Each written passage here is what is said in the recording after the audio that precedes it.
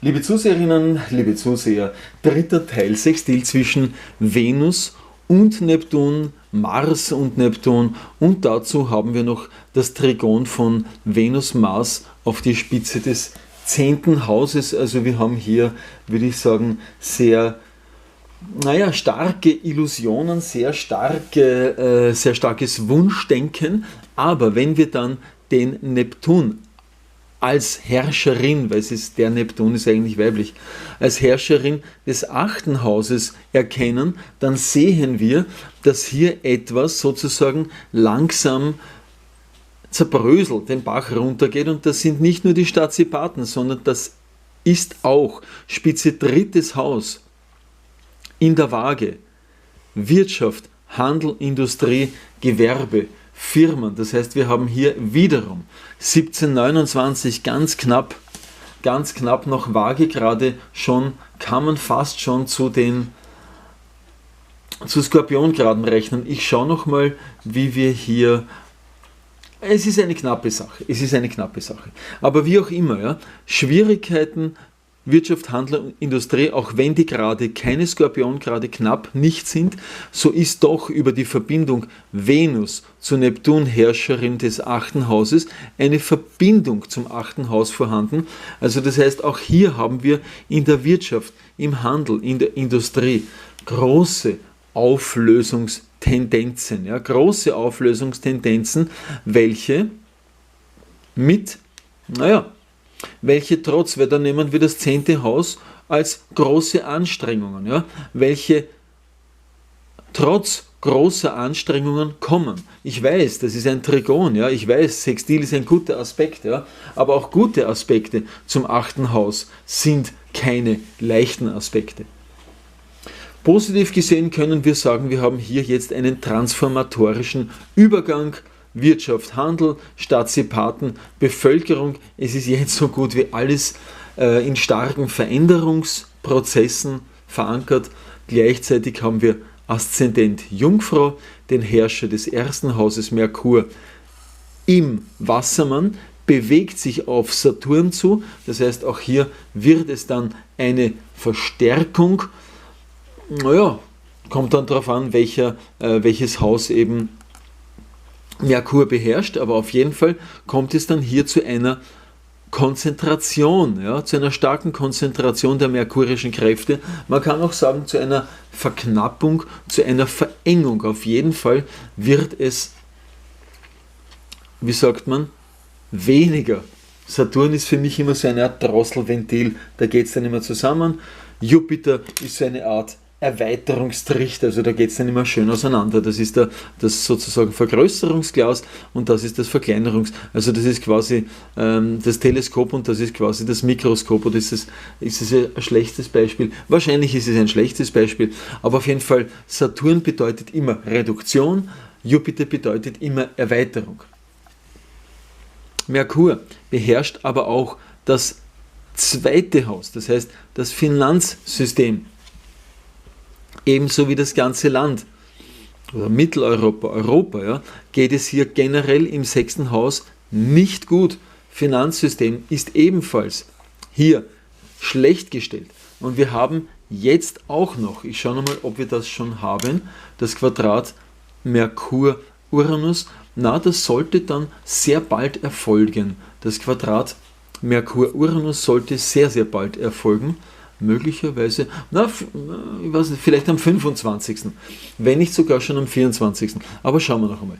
Und wir haben hier dann natürlich das Quadrat Merkur-Uranus, welches die Stimmung sehr, sehr nervös und angeheizt macht. Und natürlich, der Uranus im 9. Haus ist natürlich noch nervöser. Und weil es hier der Uranus im Stier geht, haben wir schon wieder das Thema der Veränderung der Besitzverhältnisse. Und das würde dann auch zum Merkur als Herrscher des 2. Hauses, Finanzen, Geld, gut passen. Das heißt, wir haben hier auf dem Finanzsektor große Probleme. Und die Probleme hängen mit dem fernen Ausland zusammen, weil ja der Herrscher des 6. Hauses, in dem Merkur steht, im 9. Haus ist. Und schauen wir mal. Ich habe da eine Schlagzeile gefunden. wichtiger Indikator zeigt, dass die USA auf den schlimmsten Immobiliencrash in der Geschichte des Landes zusteuern. Wir wissen, dass in den letzten Jahren aus den Vorfällen von 2008 waren das, glaube ich, die Lehman Brothers Pleite, dann hatten wir noch Fannie Mae, Freddie Mac, große amerikanische Immobilieninvestmentfirmen. Ich glaube, da ging es um Kredite für Immobilien und wir wissen, dass bei einer 0% Zinspolitik natürlich das Geld sehr gerne aufgenommen wird. Ja, es wird reichlich vergeben, welches Geld mit welcher Kaufkraft auch immer, und dann steigen natürlich bei leichtem Geld, bei leichter Kreditvergabe, steigen natürlich auch die Investmentobjekte. Und die haben jetzt schwindelerregende Höhen erreicht. Bei gleichzeitiger Abkühlung der Wirtschaft ist das dann das klassische Problem der, richtig, Kreditrückzahlung. Was haben wir 2008 gesehen? Wir haben die Delogierung und Zwangsversteigerung von Millionen, ja, jetzt muss ich aufpassen, die Delogierung von Millionen Bewohnern und die Zwangsversteigerung von Millionen Liegenschaften gesehen.